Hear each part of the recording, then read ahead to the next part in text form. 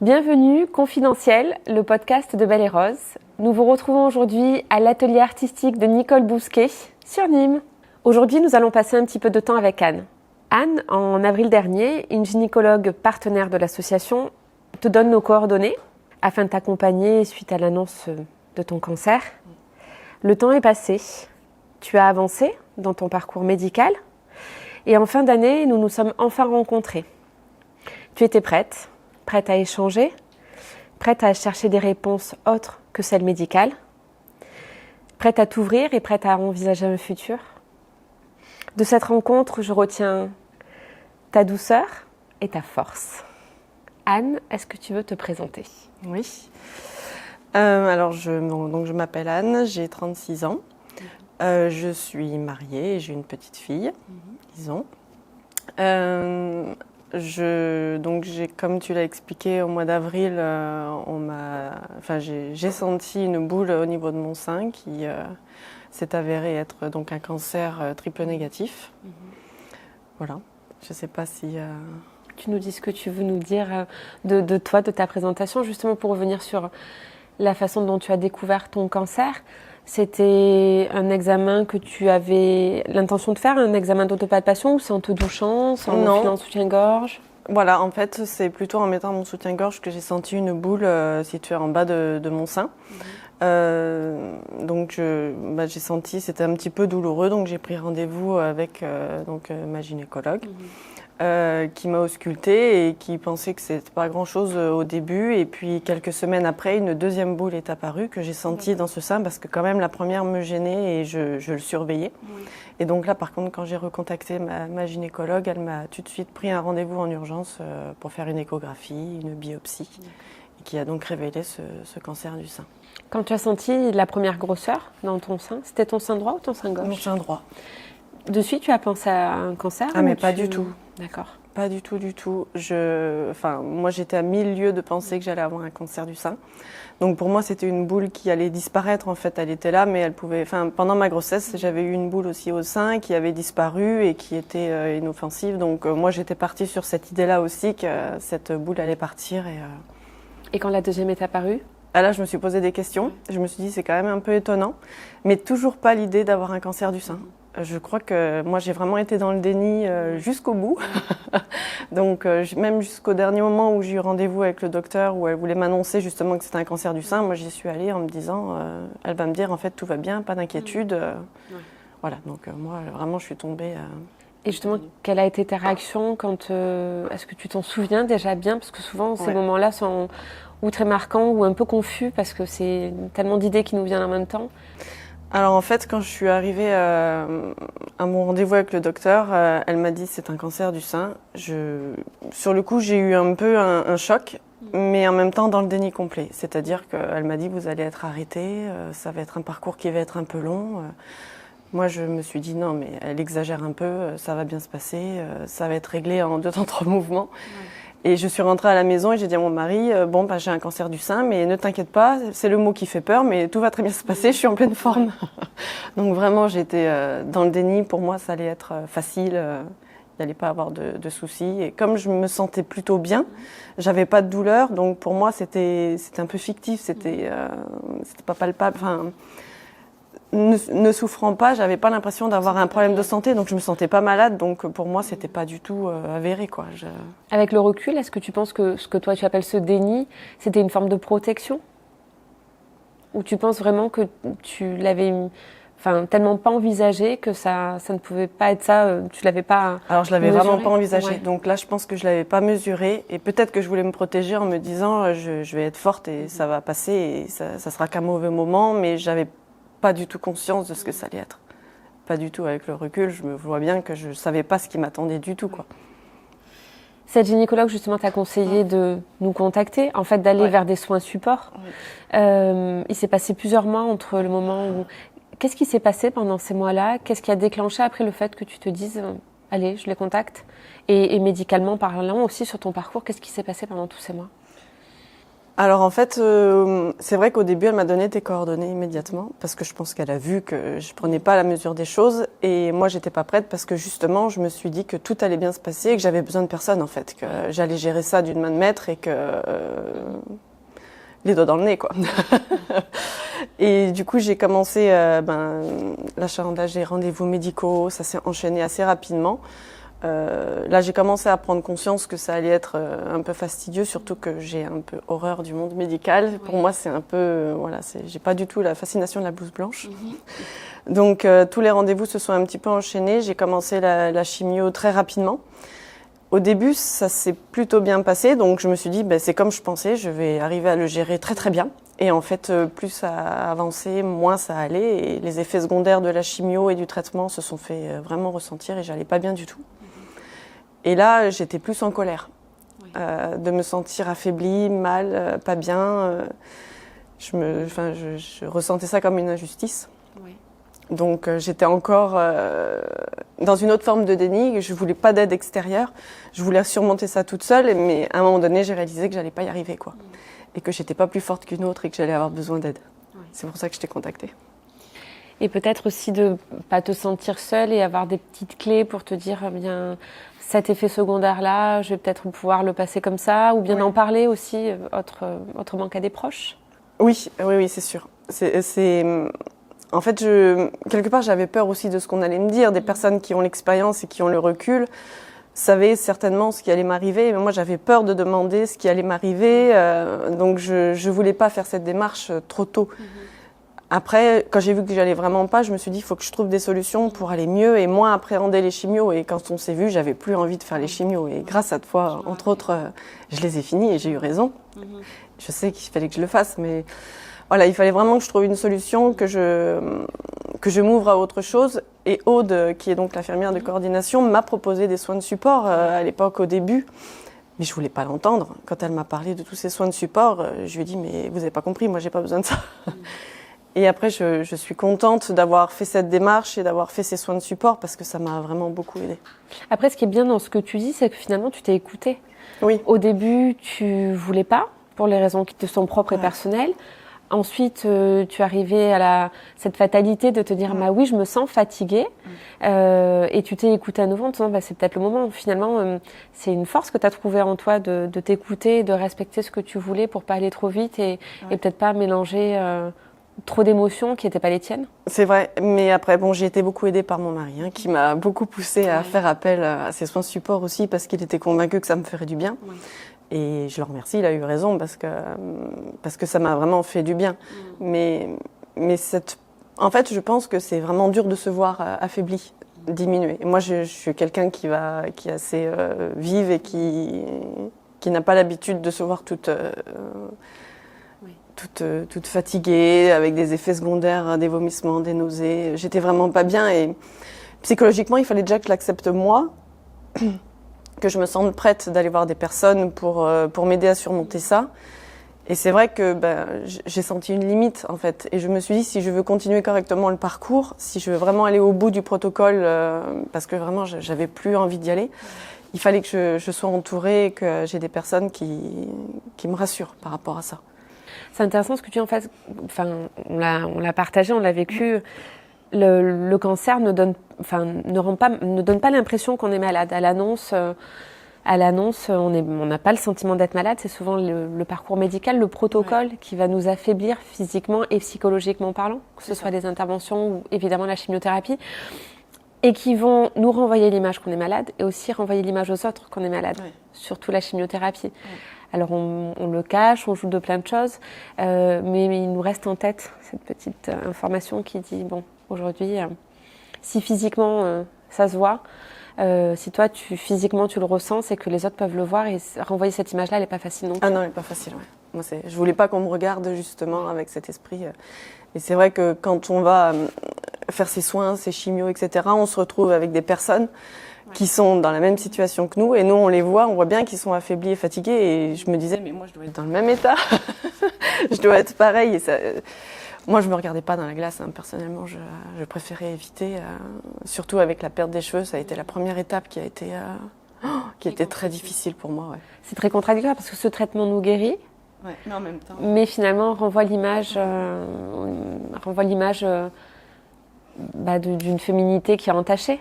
Oui, et puis en fait, comme je te disais, je me sentais pas malade avant. Et avec tous ces traitements, j'étais vraiment malade. Et je me disais, mais je fais quelque chose qui me détruit encore plus que le cancer peut-être. Donc ça a été pour moi vraiment un questionnement. Est-ce que j'ai raison de faire ça? Est-ce que je dois aller au bout? Est-ce que c'est pas pire en faisant les traitements plutôt que...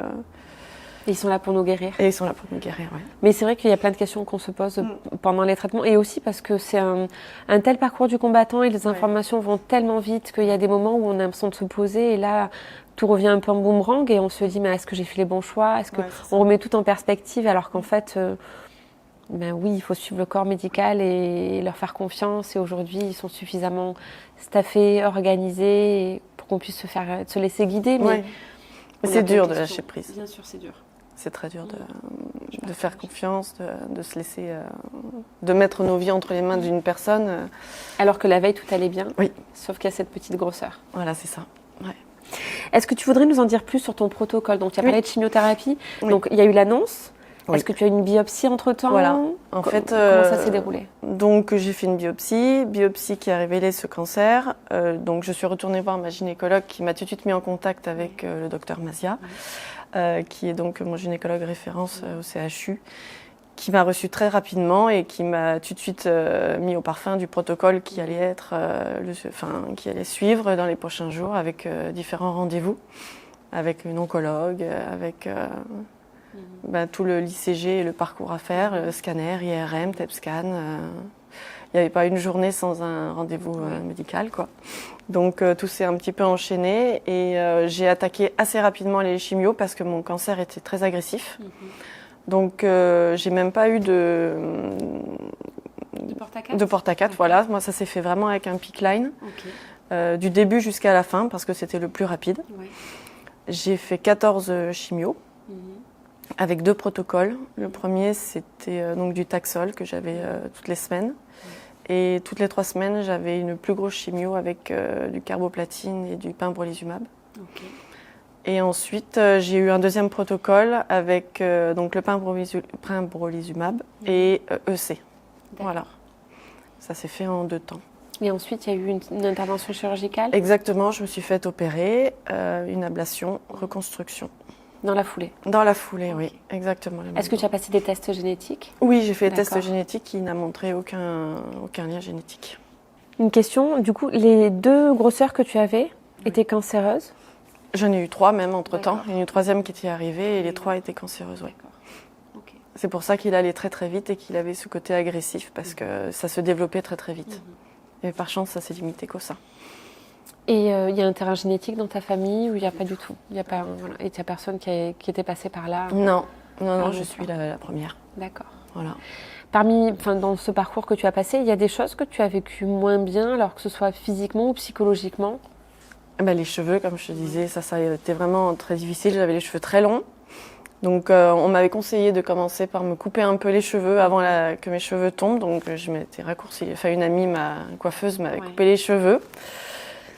J'avais du mal à me reconnaître déjà avec les cheveux courts parce que c'était vraiment pas moi. Et après, les cheveux sont tombés et ça a été très très difficile.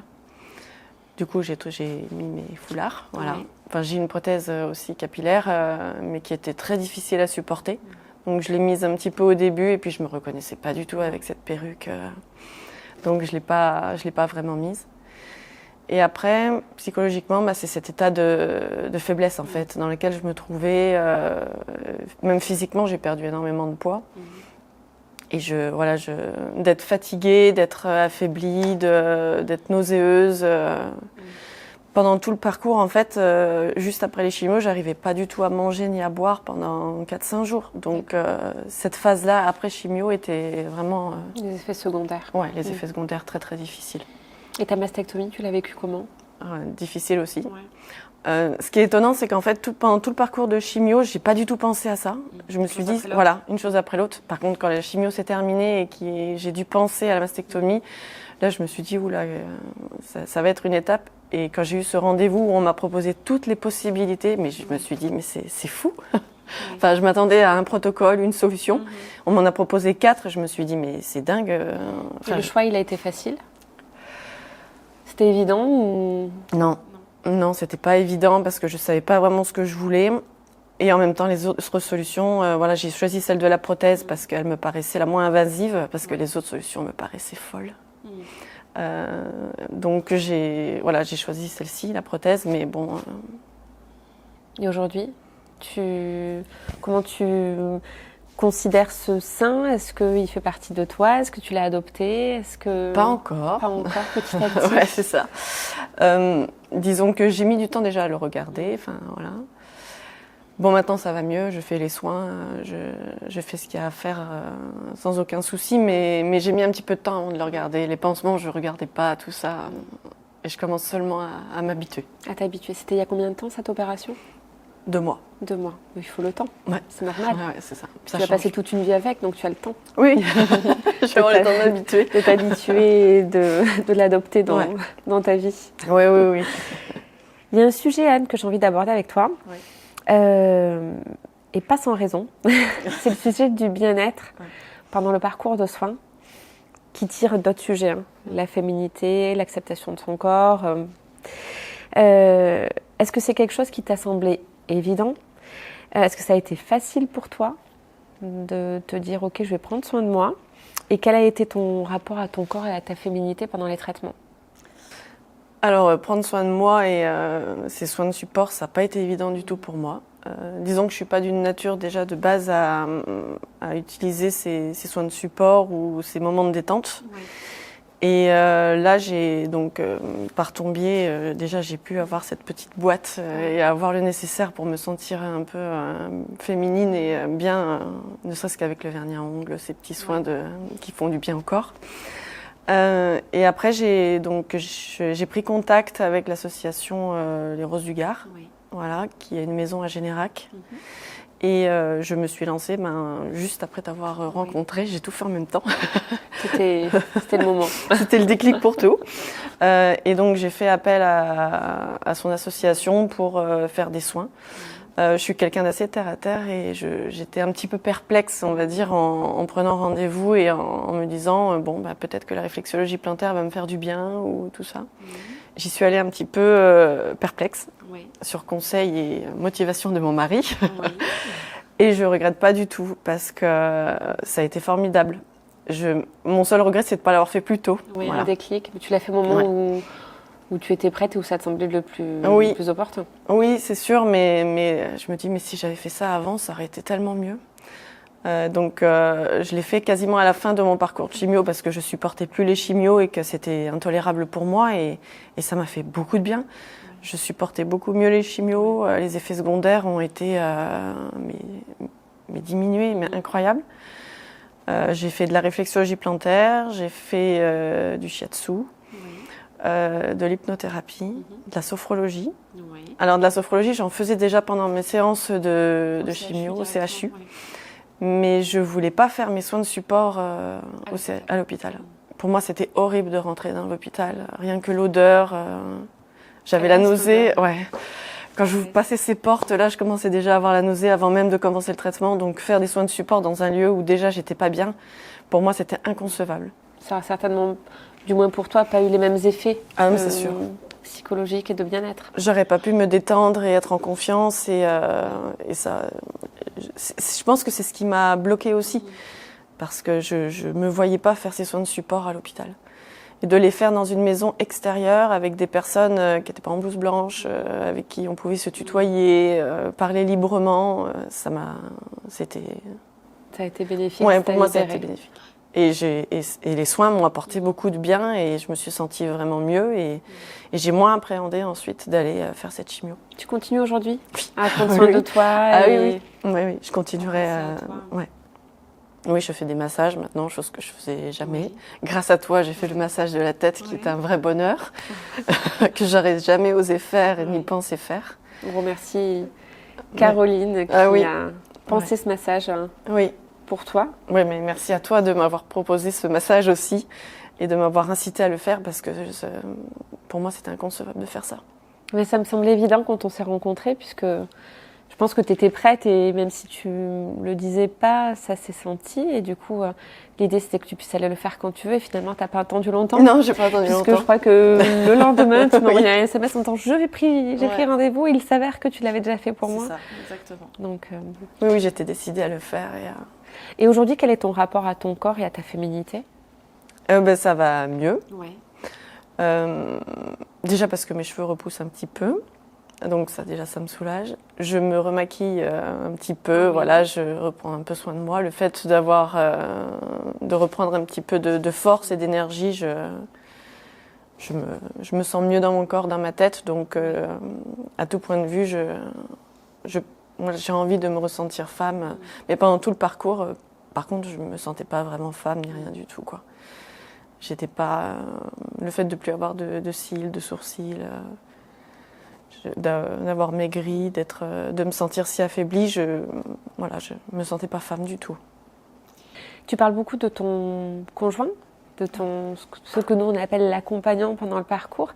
Ça a été quoi sa place? Est-ce qu'elle a été évidente? Est-ce que tu l'as laissée? Est-ce que ça a été important pour toi? Ah oui, très important, mais il a été très très présent. Alors, je vais pleurer, je voulais pas.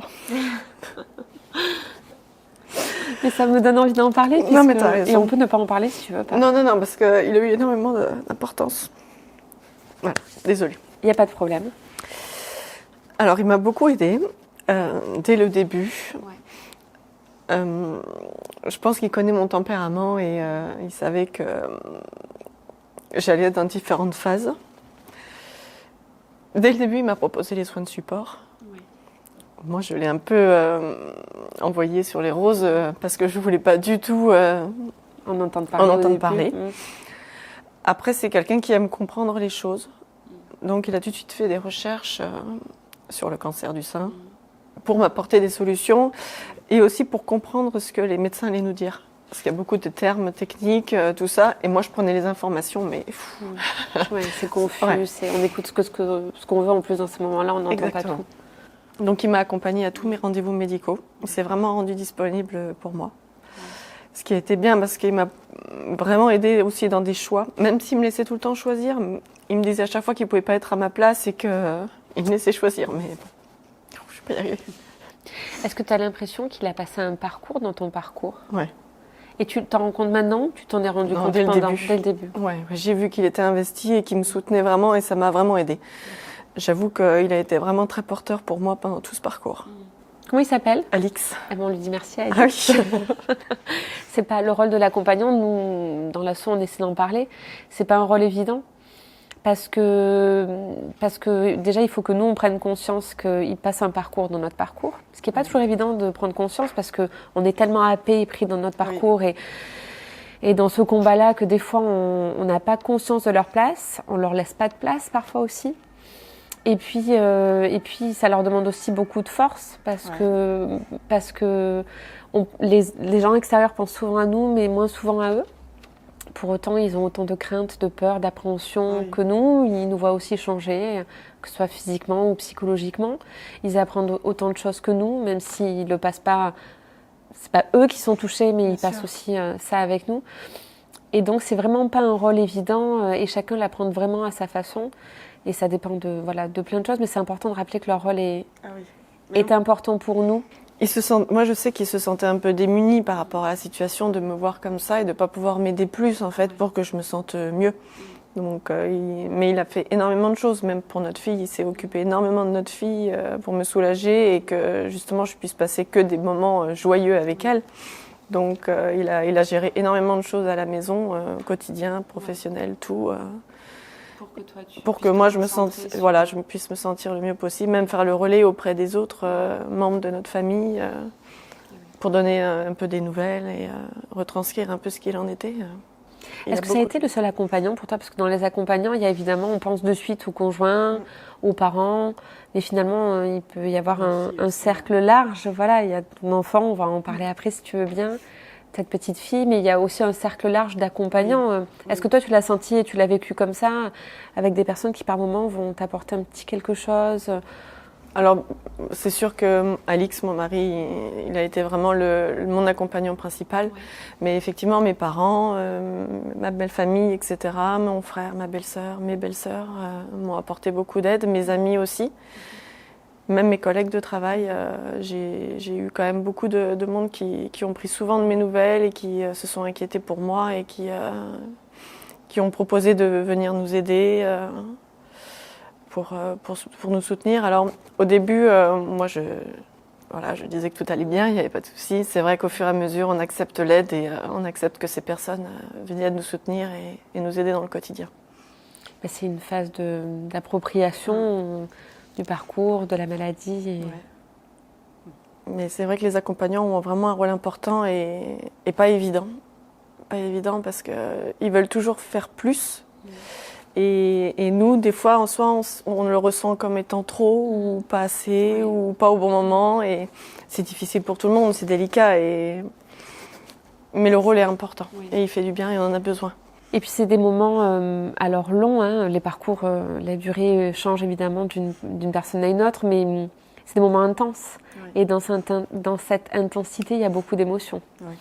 Qu'elles soient bonnes ou moins bonnes. Et c'est vrai que je ne sais pas comment toi tu l'as vécu, mais nous, nos émotions sont souvent à fleur de peau et livrées brutes de décoffrage. Oui, c'est ça. Moi, j'étais un peu comme ça, j'avoue.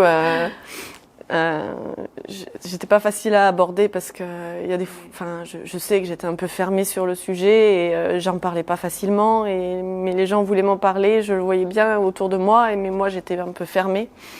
Aujourd'hui, j'en parle plus facilement et j'accepte de dire les choses et j'en parle spontanément.